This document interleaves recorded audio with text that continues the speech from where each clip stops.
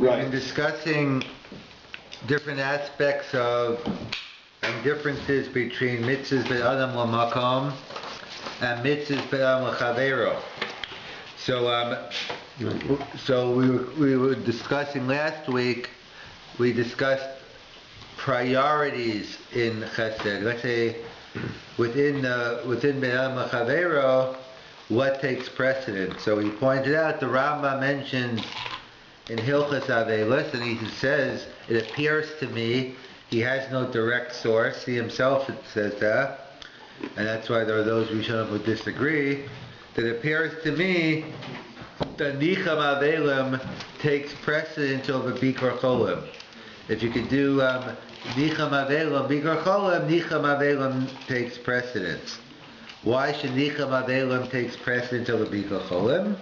So the Rambam himself tells us because Nicham Avelim is a chesed emachai, the chesed emameis, and Bikor Cholim is only a chesed emachai. So since it's a double kindness, chesed emachai, chesed emameis, that takes precedence over Bikor Cholim. And as the Mefarshim point out, they all qualify the Rambam. Of course, it has to be all things being equal, which they never are. If it's a serious case of Bikor Cholim, which could be Safek Pikuach Nefesh, so of course you go with the Bikor Cholim first. But a case where apparently there's no pressing need in either case. Why does it make a difference? What? Why should that make a difference? No, Well, tomorrow he may not be there. So? You have to go there now, or not at all. The Nichem Avelim you can still do tomorrow. Let's say the Nichem Avelim you can't do tomorrow. No, the case is not, because Pikuach Nefesh supersedes other mitzvahs. So you're not going to help him live. It's not Pikuach Nefesh. No, we're saying sometimes it is. The person, that's what I meant by Pikuach Nefesh, right? I see, okay. I'm saying he hasn't have any visitors, or he's expecting, whatever the case may be. We can make up our own, but the point is you play a role in keeping him alive. You're right, if not, then the regular principle. And that to Rabbanan, I mean, I would have thought, since Avelis is to Rabbanan to start with. Whereas, right, so that argue maybe the others are derisa. Right, that's a separate. So that gets into a separateness. What is Bikor Cholim? Right, some say if it's under the rubric V'yahavta Recha Kamocha, is it if the specific one? Right, so then they discuss. But wouldn't V'yahavta Recha Kamocha apply to Nichem Avelim also? Yeah, so the Rambam gives a list of different things. It depends if it's. If Nicham Avelim is a form of Avelis, so then according to the Avelis Yom Rishon, you could discuss maybe it's the Raisa. According to the Minhag Ashkenaz, that we hold the whole, unless you assume it's not a din in Avelis. When he says the Chesed Amachai, so maybe that part could take on a Deraisa level, as the Chesed Amachai could be equal on both levels, Nicham Avelim Bikor Cholim. And then you have the additional aspect of Chesed and Mameis. In connection with the preference for Nichem Avelim, does anybody mention a posuk Kashaveh Chaneas Amesim Min HaChaim?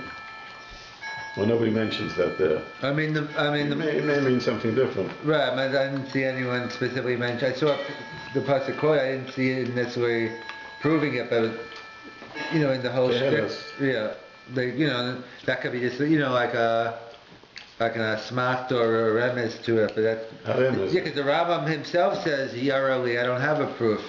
I don't have a specific proof, and that's why the Radbaz others jump on the Rambam. Where do you get that from? Maybe Bikor Cholim, and they get into Pikuach Nefesh, and then some want to make a distinction. Maybe it's only if you're doing both, but you're only going to do one, so then maybe there's a different order. So they get into a whole discussion of Kadima, but the Rambam spells out his reason, assuming he's assuming they're on par. Then you get into a Deraisa versus D'Rabbanan in terms of does it take what takes precedence and what doesn't. But he's assuming they're equal. Either both Deraisa or both D'Rabbanan, because Nicham Avelim would be under the V'yahavta Recha Kamocha. It wouldn't necessarily fall out the Chesed Imachai part. The Chesed Imameis, that could be a D'Rabbanan. That's a form of being Menachem Avol in terms of the Dini Avelis. Is this in Hilchos Ovo? Yeah, so the Rambam brings it down, and in fact, where does the Rambam get it from? Because the Gemara in Shabbos, which talks about this concept that someone dies without relatives, so you get 10 people, you go to the house of the mourner, and you do Nicham Avelim. So we see this concept, there's no live people, so who are you doing Nicham Avelim for? So that's what the Meiri points out, there's a concept of Nicham Avelim for the mace, it's something you in the Nishma, etc.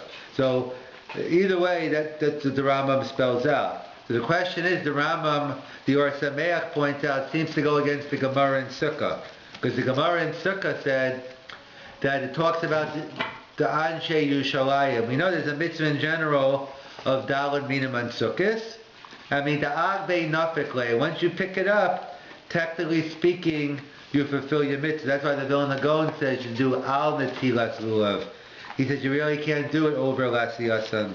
Because, we do many things. We turn over the estro, we do, but the Gra basically says you can't get over Lasiyasan, and hence that's the reason for Al Netilas Lulav, Al as opposed to Luck. But either way, that's the halacha. So you have your mitzvah in the Mikdash, Kol Shiva, Daraisa, but only one day, Chutz Mikdash, that we have today. However, there was a meaning of Anshe Yushalayim. They used to carry the lulavim esrogim all day long with them. So one of the expressions and in fact that's one of the sources where Rashi points out, if you have many mitzvahs in front of you, what do? You have your tefillin on, and you're carrying your lulav and esrog, which is one of the proofs for Bnei Ashkenaz that you wear tefillin on Chol Hamoed.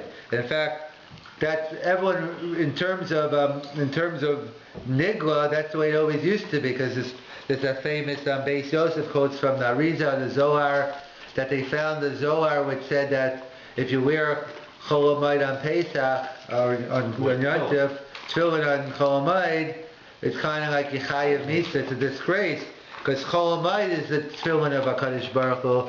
That's what the that's what the Mishkan Yaakov writes. What happened? All of a sudden the next year they stopped. And so, in terms of historically, it'll be interesting exactly how long it took. And when today it's popular for many other reasons, and there are many Bali Tshuva, and you mean not to wear tefillin? Yeah, it's very popular because you have the Gra Shita, you have Hasidim, and you have many Bali Tshuva. So, and most importantly, many people prefer not wearing tefillin than putting on. It's one less thing to carry with you when you're carrying around your lulav and esrog. That's not a theological, that's just a pragmatic issue. But either way, so that's what they used to do. So it says they used to carry around. So on the way, so the Gemara says they used to do Bikor Cholim and then Nicham Avelim. Against the order of the Rambam, they said they used to do visit the sick and then comfort the mourner. And in fact, the Rush has a different girsa. The Rush has the girsa Nicham Avelim and Bikor Chol, which would be in theory consistent with the Rambam Shita. Yet, if you look at the Rambam, and the Rambam quotes this Gemara in Sukkah, he quotes it the way we have it: Bikor Cholim, and then Nicham Avelim. So that's the Or Sameach's question on the Rambam. The Rambam's against the Gemara. The Rambam says Nicham Avelim goes first because it's a Chesed Ameis v'Chesed Amachai. But the Gemara itself says in Sukkah, you do Bikor Cholim first, and then Nicham Avelim. So how does the Rambam deal with this Gemara? So that's so Rav Soloveitchik. So the Rav Soloveitchik gave a famous answer on this, that he pointed out the Gemara in Moikatim, which we discussed many times, Yidal and Amid Beis, that we know there's no Avelis on Yontif, because the mitzvah Simchas Yontif Derabim, the public mitzvah of Simcha, overrides the private mitzvah of mourning. Mourning is a private affair. Yontif is a public affair. So the public mitzvah beats out the private. Skipping the lumdus of the Rambam and Tosas how you learn it, but the bottom line is no avelis on Yontif. So the question is, what does that mean, no avelis on Yontif? So the Rambam writes, that's what it means. No avelis on Yontif. In contrast to Shabbos. On Shabbos, we all know, there's a concept of avelis b'tzina. That there's private avelos, maybe it's not the same. There is Nicham Avelom on Shabbos, and we'll see in a second there's Nicham Avelom on Yom Tov also. But there's Nicham Avelom on Shabbos, perhaps not the same way as all week, but there's a concept of Nicham Avelom on Shabbos, but there is a concept of Avelos B'tzina. However, on Yom Tov the Rambam says there's nothing. There's no concept, it doesn't exist. It's contradictory. You can't have Avelos on Yom Tov. because Yantiv, the mitzvah Simcha and Avelis cannot coincide. And the Rush learns differently. The Rush says no. It's not that they can't coincide. There is Avelis, but there can't be any open, kind of like the Rambam writes by Hallel and Rosh Hashanah. Even though there's a mitzvah of Simcha, but you don't have open Simcha, because Sifrei Chayim and Sifrei Mason are open, you're not going to sit there, but there is an element of Simcha, it doesn't have Simcha Yisera. So too here, you don't openly do Avelis, but Avelis B'Sina, the Rush says you do. So Machokas Rambam and the Rush, Avelis B'Sina on Yantiv, Rush says no, Rambam says no, the Rush says yes. And everyone agrees, there's a Mishnah Moed Katan Daf Chav Zayin which says there is even Nicham Avelin on Yantiv. So the Rambam can't argue with that halach, it's a Mishnah. The Mishnah says there is a mitzvah to comfort the mourners on Yantiv. So Bishlom, according to the Rush, who holds this Avelis B'Tzina, and there is a concept of Avelis, it's not like a foreign concept. So I understand Avelis B'Tzina, so I understand why you have a concept of Nicham Avelim. But according to the Rambam, that there's no concept of Nicham, there's no concept of Avelis at all, how could you have Nicham Avelim without any Avelis? It doesn't seem to make any sense. But there's a significant difference. Shabbos and Purim, it does count as Shiva. Yom Tov does not.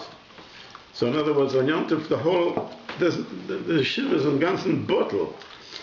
You can, I don't know if the word Dechuya applies, but on Shabbos and Purim, it's the Shiva is Dechuya. It's still the Shiva, but you don't keep it. So it's all in Shiva. But on Yom Tov, it's not Shiva at all.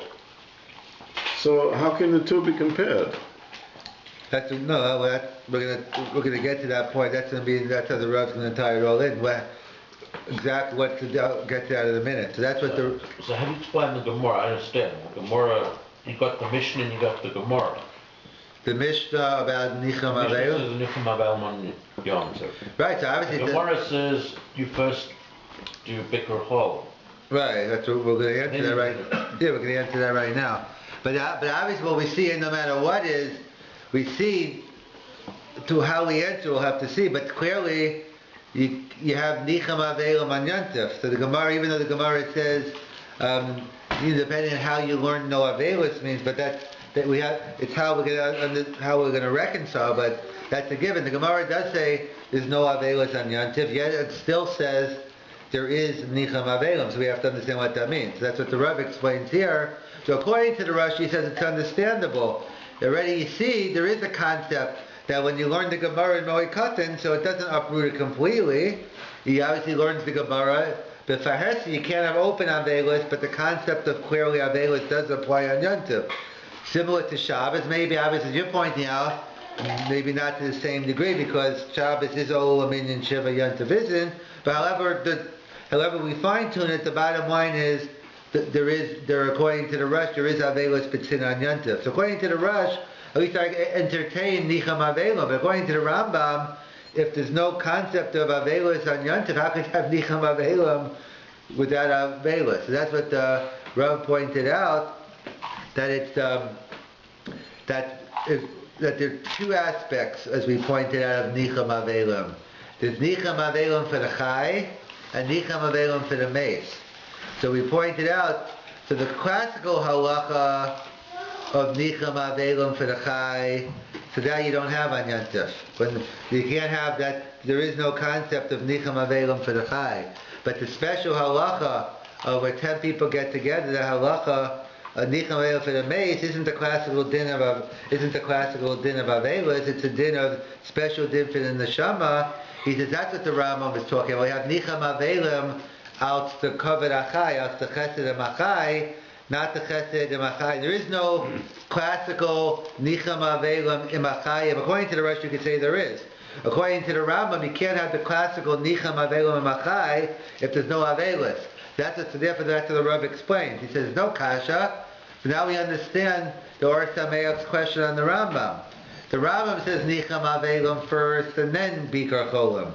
And the Gemara says Bikar Cholim and then Nicham Avelim. So the Rav explains, no, that fits in well. The Gemara is talking about on Yantif, on Chol HaMoed. So on Chol HaMoed, there is no Nicham Avelim on Chayim. So all you have is Bikar Cholam for Chayim, Nicham Avelim for Mace. So then the Bikar Cholam does be Nicham Avelim. That's why the Aish Yushalayim, even according to the Rambam, agrees on Yontif. That's why the Rambam quotes it. Bikar Cholam comes before Nicham Avelim, because if you don't have the double kindness, but during the week you have a classical double kindness. So that's the Rambam's halacha, that you go ahead and you do first Nicham Avelim, because it's Chesed Achai, Chesed Ameis, and then you do Bikar Cholam. And in fact, that's what the Rav, to get to your point, the Rav said this machlokas, the Rambam and the Rush, is a fundamental issue in terms of how do you view this halacha of Nicham Avelim, or in other words, could you have Nicham Avelim without Shiva? In other words, because there's another machlokas. There's a machlokas, the Rambam versus the Ramban and the Rush. When do the Isuri Avelis begin? So the Rambam says not into the Kfura, not into Stimas Agolel, and the Ramban and the Rush say no. B'shas Misa, at the time when Aninus begins, the Isuri Aninus, that also you have the Isuri Avelis. Of course, as they point out, but not things you gotta leave your house. Anything that's not going to stop you from doing the mitzvah of Kura, but all the other Nehugi Avelis, whatever can apply, will apply. So the issue is this. So he says this machlokes, the Rambam and the Rush, whether you have the Nehugi Avelis start at the Misa, the Kfura, it ties into the machlokes Rambam and Rush, whether you have Avelis at all on Yontif. Could you have Avelis Pitzina? So the Rambam Shita seems to be how you can't separate the two. If it's not Olam Minyan Shiva, if there's no Shiva, so you can't have the classical Nicham Avelim of the Chai. And if it's not Olam Minyan Shiva, you don't have the concept of the Hugi Avelis. That's the Rambam with Shitason. But the Rush holds no, they're not connected. There is a concept of having the Hugi Avelis, even if it's not Olam Minyan Shiva. It's on Yontif, even though it might not be Olam Minyan Shiva, nevertheless the Rush holds there is Avelis Pitzina. And similarly here, the Rush says the Isurim of Avelis begin even before the Kfur. So that's what the Rav pointed out, and that's how it fits in. You have the double kindness, the Chesed Amachai, and the Chesed Amameis. In fact, along these lines, you find a similar issue by Kibbut Avayim. By Kibbut Avayim, we all know that we've just spoke about. Kibbut Avayim, the Minchas Chinuch brings down, is a unique mitzvah in the sense that it seems to be the classical mix of mitzvahs ben adam l'makom and mitzvahs ben adam l'chavero. As it makes, that's why we have the two luchos. The first luchos represent mitzvahs ben adam l'makom, and the second luchos ben adam l'chavero. So at first glance, Kibbut Avayim seems to be on the wrong place, except no, if you say the first five deal with mitzvahs to our Creator, and so our parents are a creator. We have three creators, and therefore it's a perfect mix. So Kibbut Avayim is a blend of both mitzvah ben adam l'makom and a mitzvah ben adam l'chavero. So therefore, fundamentally, it's two different dinim. The dinim, there's a dinim like the Sefer Chinuch writes, and Rav Moshe has a tshuva about this, about ger, whether he's chayiv in one of his tshuvas. He talks about what's the source. We see a Ben Noach, it's chayiv in Kibbut Avayim. We see from the Chumash. So he goes through the different opinions. He says it's a more fundamental thing. It's based on Hakaras Hatov. His question is, because how can it be that when the guy was not Jewish, he had to do honor his parents. Now that he's Jewish, he's not. It's a gutter religion. Exactly. So therefore, he says it's a more fundamental than of Hakaras Hatov. It's no kasha that he brought you into the world, whether he's Jewish or not, doesn't make a difference. But there's two aspects. There's a priyas chov, is your parents did everything for you, or even if they didn't, they brought you into the world. That by itself is enough. Plus everything. So there's an Indian about ben adam l'chavero. You owe so much to your parents. And there's another aspect of Kibbut Avayim, hukush kavod or kavod shamayim. They're your creators. And just like you give kavod to God, so to speak, there's a kavod to your parents like that. So there's two aspects in terms of London. It stems from both the ben adam l'chavero is the priyas chov, the hakaras hatov, And the Benam Makom is the treating, Hukush Kavu Kavod Shamayim. So it comes along the Rambam writes, whether it's a Chiddush or not we can decide, but the Rambam writes, what about if your father's a Russia? It's a Kivud of aim on a Russia. So the Rambam writes, yeah, there's a Chiyav Kivud of aim, even if your parents are Rishayim, even if they're wicked, you still have a mitzvah of Kivud of aim. And others disagree with the Rambam, but the Rambam writes that. So they ask a kasha on the Rambam, the Or Sameach, others based on a Gemara that we see. There's a Gemara in Baba Metzia. The Gemara talks about your father was a Russia, I guess the case was, or whether he had a din in Russia or not. But he basically he died and he left, and he had money that was taken illicitly. I think the Gemara's example is he took ribbis out of money. And it was money that it's really usher up he didn't have. So the Gemara says, the sons have to return that money that doesn't belong to the father to whoever they owe it to. So the Gemara asks, well, what do you mean? If the father himself didn't say he didn't want to return, why do they have to return it? So the Gemara says, Kishachozer b'tshuva. Hachavayaskinan, the father did tshuva, and he basically wanted you to do the right thing and return all the money. So the kasha is, it seems to be only because the father did tshuva, you'd be obligated to give it back. In other words, according to the Rambam, categorically it should make a difference. If your father's a Russia, there's a chiyuv of kibbutz. The chiyuv of kibbutz anyway should make you give back that money. Or as the Gemara in Brachas, about Chizkiyo, he dragged the bones of his father on the streets. So again, we see, according to the Rambam, even if the father was a Russia, but what happened to the chiyuv kibbutz aim to a Russia? That's the kasha they ask on the Rambam. Why is it a question of kibbutz avayim? No, because there's chiyuv, because we know there's a chiyuv of kibbutz aim even la'acham also. That's the whole din. That's where the din of Kaddish comes in. Yud Beis Chodesh. That in fact, some people think the ikar din of kibbutz is acham also. Yisker coming to shul saying Kaddish, but there's a din of kibbutz aim we learn out in the Chaim, but there's also a din of kibbutz aim la'achar moso. So therefore, that's what the kasha on the Rambam is. How come it should be categorically? We're going to get that. That's a Rav Shech. That's when we get to Rav Shech. The answers along those lines that you're thinking of. It's probably bothering you.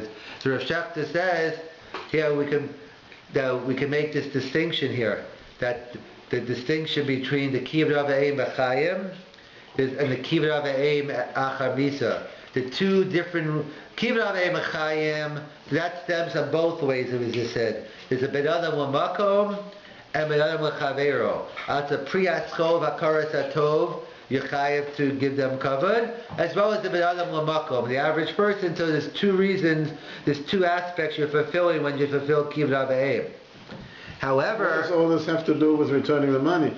You're returning the money because it doesn't belong to you. No, it belongs to those people. No, the Gemara is not. That might be true, but the Gemara is emphasizing kibbutz avayim. You're returning it. That's why? How did? No, maybe you have to return the money anyway. But that's not the point of the Gemara. Is the Gemara seems it depends whether the father did.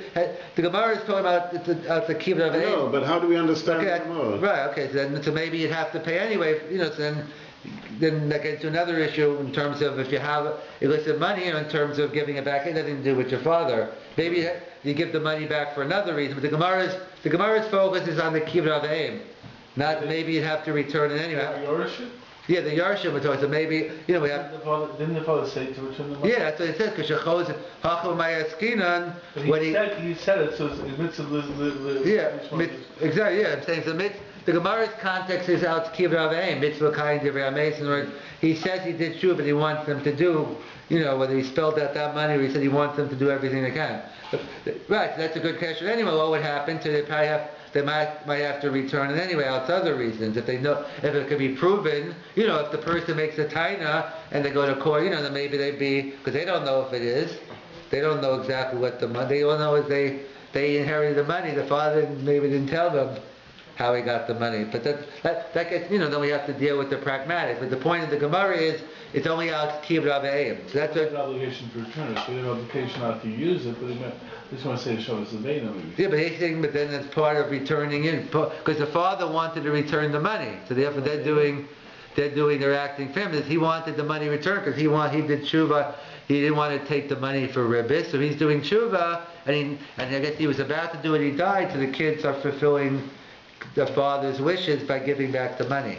But either way, so that Could it be that Bikkur Cholim takes precedence over Nechama Avelim on the basis of Tode v'She'enan Tode Kodim, in the same sense that we make Barim Mini B'Somim before Barim Yerehesh because that's more frequent? I'll get to that question in a second. There's going to be the answer up here.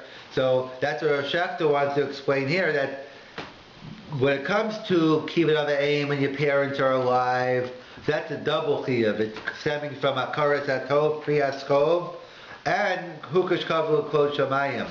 But acha misa, you can't say it's a priyaskov anymore. It's only out the kavod shamayim, out yud beis kodesh, kaddish.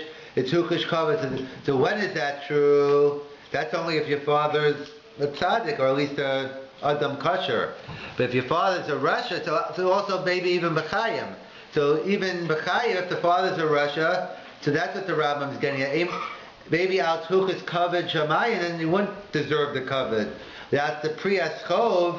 So normally you chayav both, but the way Rav Schachter is learning the Rambam is even when the Russia is alive, he's only getting the Chiyav out Priyaskov. But he still brought you in, he did things for you, so you chayav out that. But there's no chai about hukash kavu shamayim because he's not, it's the ma'isa amcha. So acha misa, he doesn't have the priyas chov, and all those gemaras are talking about acha misa. So even the Rambam would agree, acha misa on a Russia, there is no chiyuv of kibbutz avayim. So during B'chayim, there's both kind of like the Rambam saying by Hilchas Yantiv, you only have like one of them, and during the week you have the double kindness, but on Yantiv you only have one.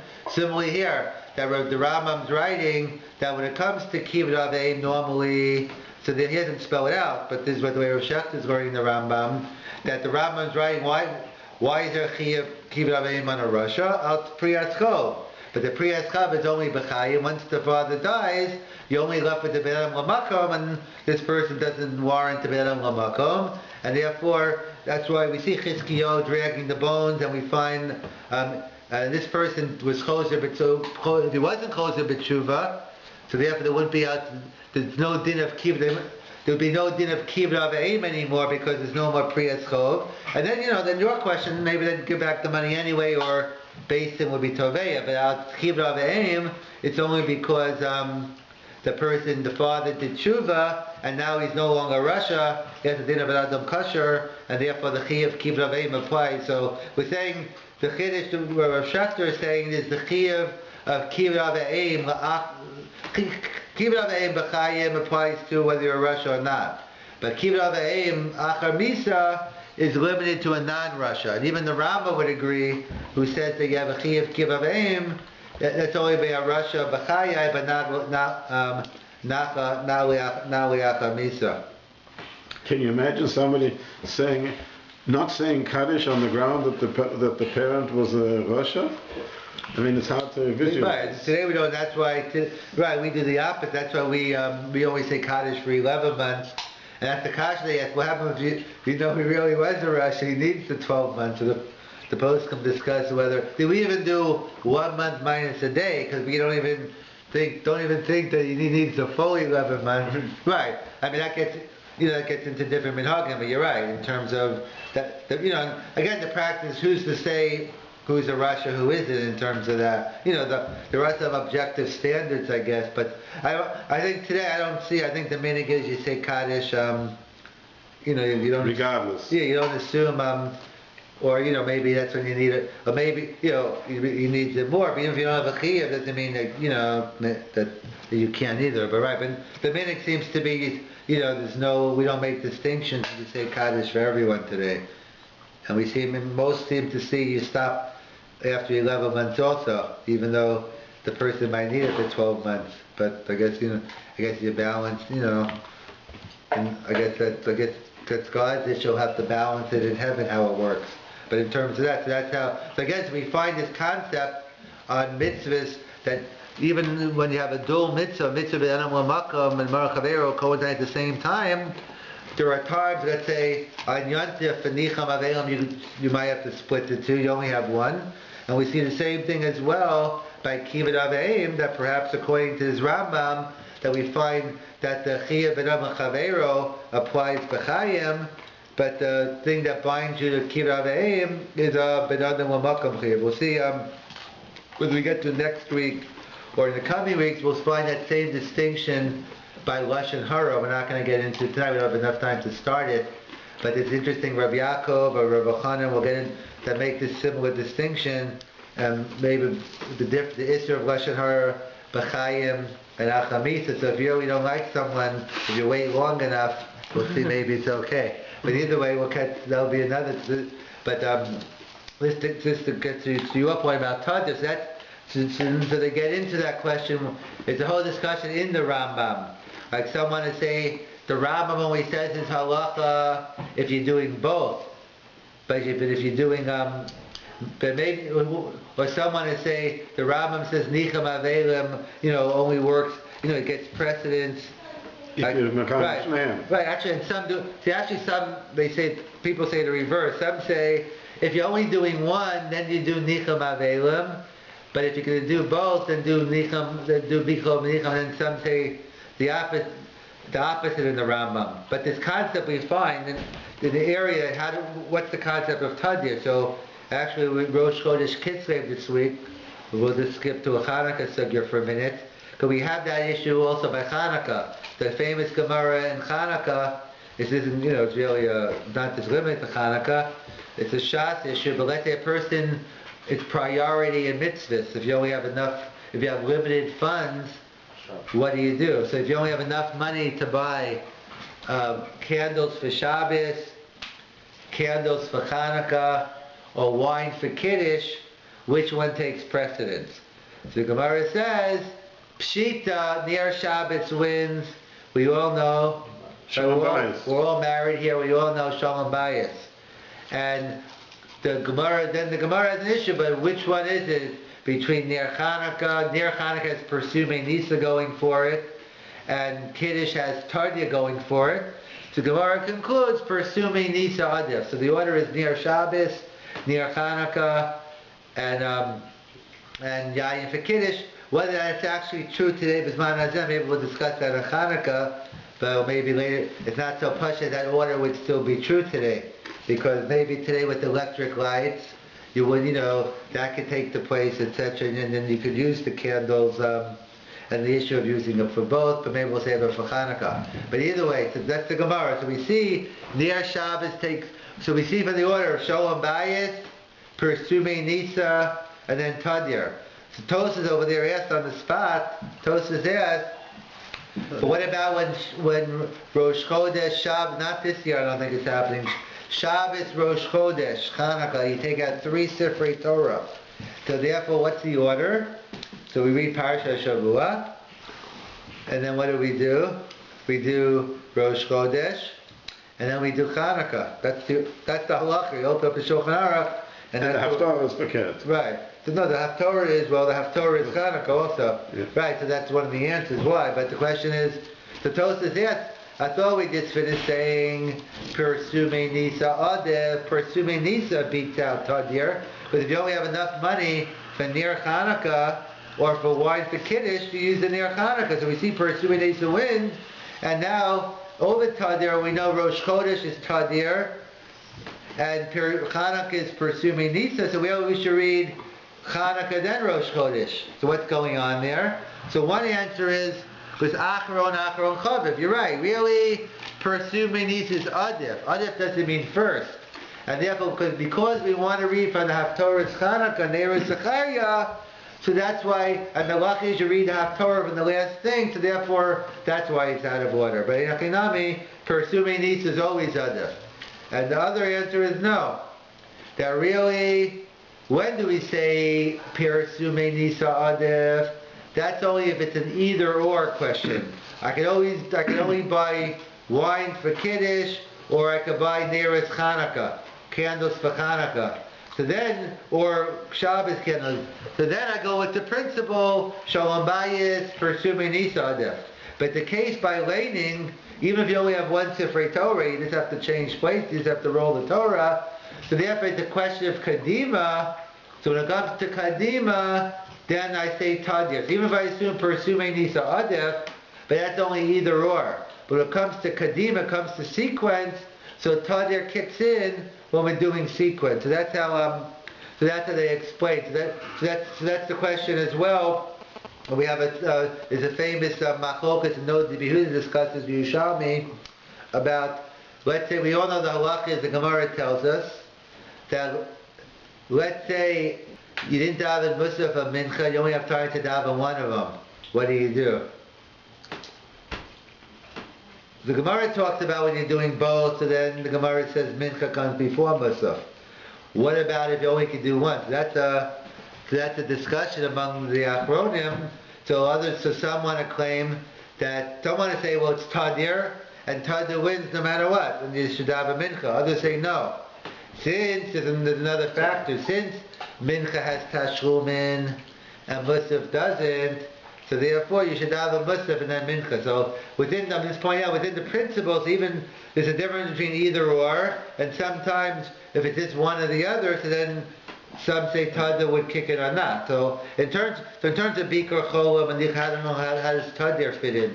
What's more Tadir? Bikur, how do you know? A man can have Bikkur Cholam 10 times in his life, but he'll only have.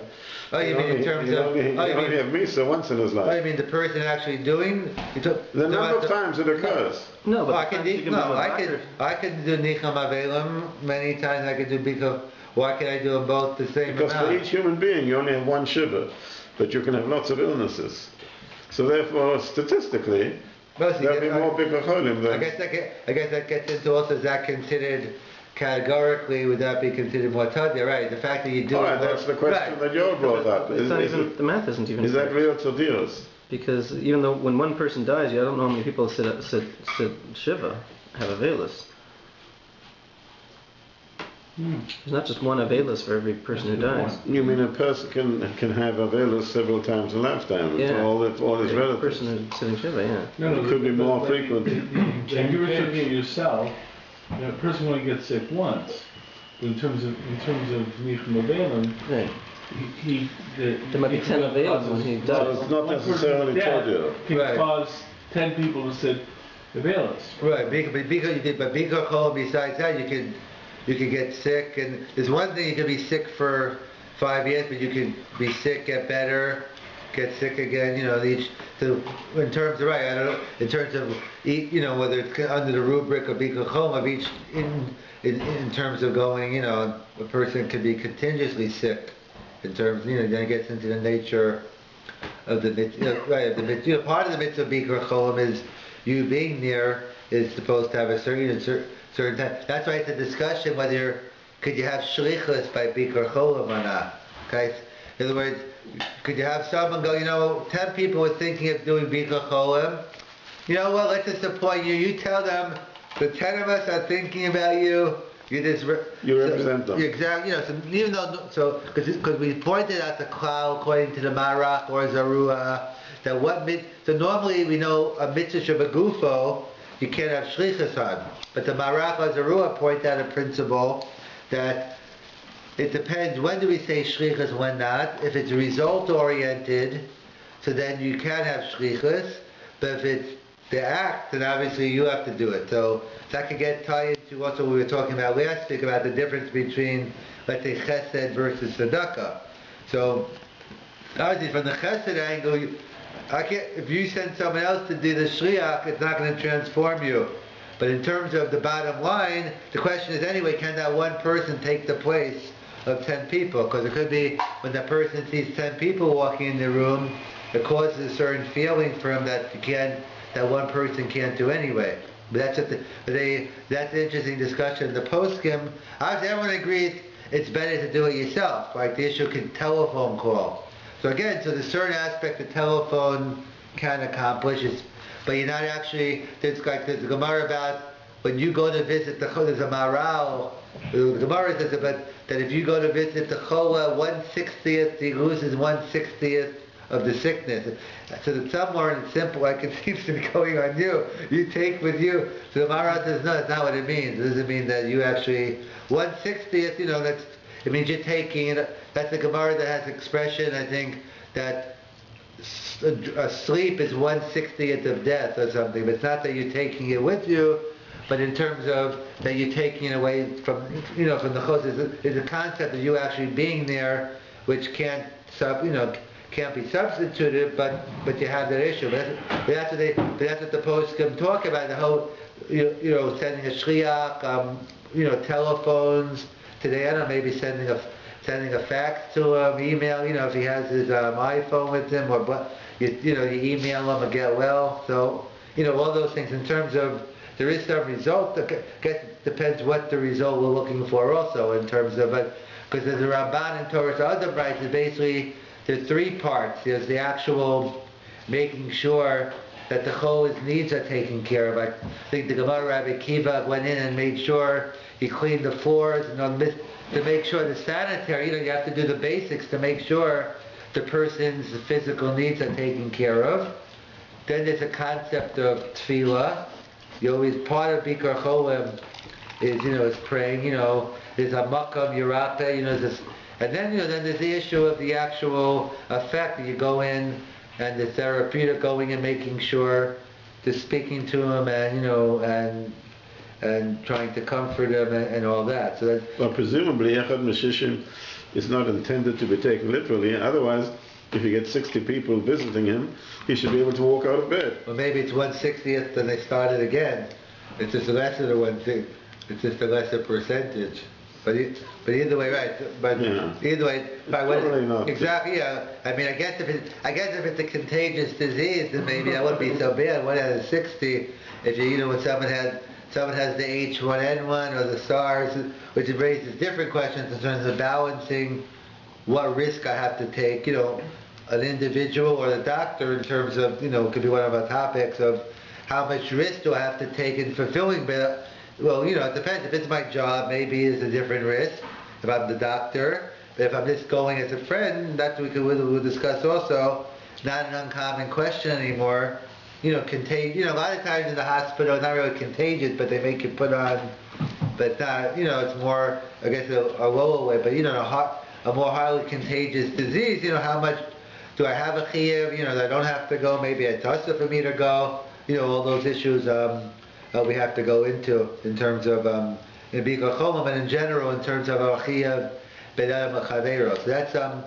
So that's some of the issues in terms of Bikar Cholim, Nicham Avelim. We find by Kibbutz Aveim as well the schiluk of B'chayim u'ben la'achamisa that the Rambam writes by a Rasha, and also we'll see priorities. We said in a positive way. Which one comes first? Bikar Cholim, Nicham Avelim. But maybe we'll get into next week the issue, what about in a negative way?